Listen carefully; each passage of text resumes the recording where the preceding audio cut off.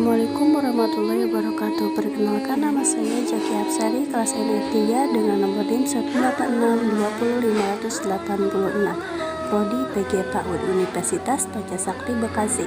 Untuk memenuhi tugas UTS mata kuliah Pendidikan Agama Islam, dosen pengampu Bapak Aden Sudarman SAG MPD. Saya akan menceritakan kisah kepemimpinan Nabi Zulkifli alaihissalam. Zulkifli alaihissalam merupakan putra dari Nabi Ayub alaihissalam dengan Siti Rahmah. Nama aslinya adalah Basyar yang hidup pada zaman Raja Ilyasa berkuasa. Nabi Zulkifli dikisahkan sebagai nabi yang memiliki sifat sangat gigih, tidak mudah goyah. Selain itu, ia memiliki budi yang luhur dan selalu menepati janji yang dibuatnya. Sikapnya yang sangat baik itu membuat Nabi Zulkifli mudah diterima dalam pergaulan di tengah masyarakat. Nabi Zulkifli hidup dipenuhi kesederhanaan dan juga kesabaran dalam menghadapi segala cobaan. Nabi Zulkifli diangkat sebagai rasul sesudah ayahnya. Dikisahkan ia diutus oleh Allah kepada satu kaum bernama Amoria di daerah Damaskus. Kemudian pada 1460-an sebelum Masehi ia diangkat menjadi rasul, sehingga sejak saat itu ia mengajarkan kepada umat untuk bertauhid kepada Allah dan berhenti menyembah berhala. Ia juga mengajarkan kepada manusia untuk membayar zakat dan taat beribadah. Suatu saat rumah Nabi Ayub mengalami keruntuhan hingga menewaskan semua anaknya. Tetapi satu anaknya bernama Basyar, yaitu Zulkifli, berhasil selamat. Sejak kecil Nabi Zulkifli diajarkan berbagai sifat yang mulia. Oleh karenanya ia sangat terkenal sebagai sosok yang paling sabar, teguh, gigih dalam segala hal. Nabi Zulkifli wafat di usia yang ke-75 tahun di kapal berjarak sekitar 130 km dari Baghdad atau yang sekarang dikenal dengan Irak. Nabi Zulkifli diangkat menjadi raja. Raja Ilyasa adalah sosok raja yang tidak memiliki keturunan. Hal ini membuatnya gusar akan sosok penggantinya ke depan. Pada suatu saat, sang raja mengadakan sebuah sayembara untuk mencari penggantinya kelak. Mengingat usianya yang sudah semakin tua, ia berharap tahta kerajaan nantinya dipegang oleh yang tepat.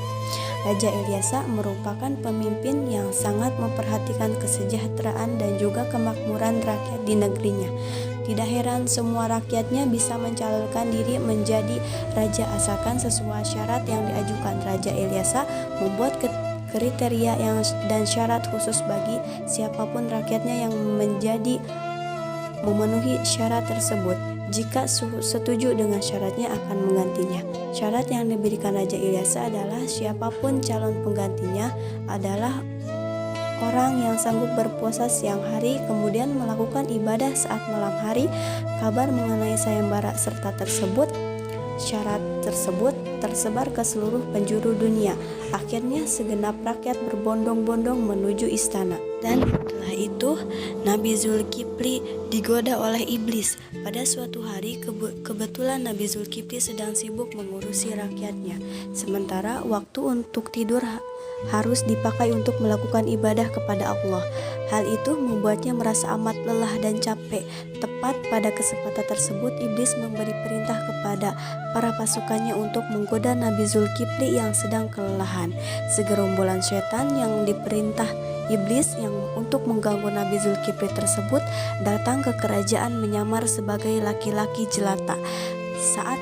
Saat datang itu, para setan berpura-pura memohon adanya keadilan hukum kepada sang raja. Saat itu para pengawal istana sesungguhnya sudah memberitahu bahwa raja tengah istirahat, namun mereka tetap memaksakan untuk menemui raja. Sesudah mendengar hal itu, Nabi Zulkifli meminta kepada salah seorang rekannya untuk datang ke ruang pengadilan untuk menemui segerombolan setan berwujud manusia. Beberapa saat setelah istirahat sebentar, Nabi Zulkifli datang ke ruang pengadilan. Namun ketika sudah sampai di ruang pengadilan istana, segerombolan setan tidak ada di sana. Hingga Nabi Zulkifli menunggui beberapa saat, tapi tidak datang juga. Keadilan serupa berulang esok harinya.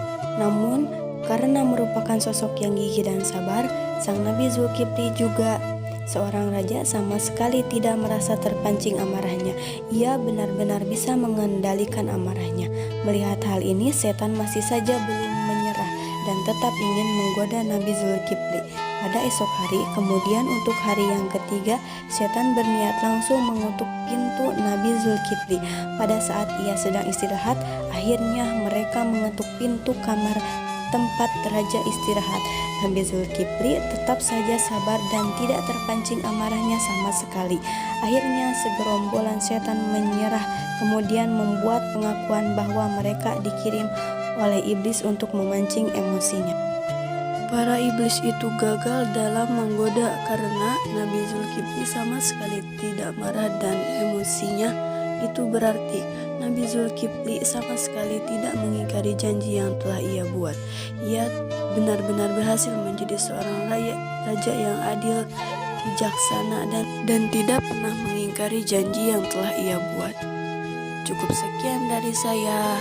Semoga bermanfaat.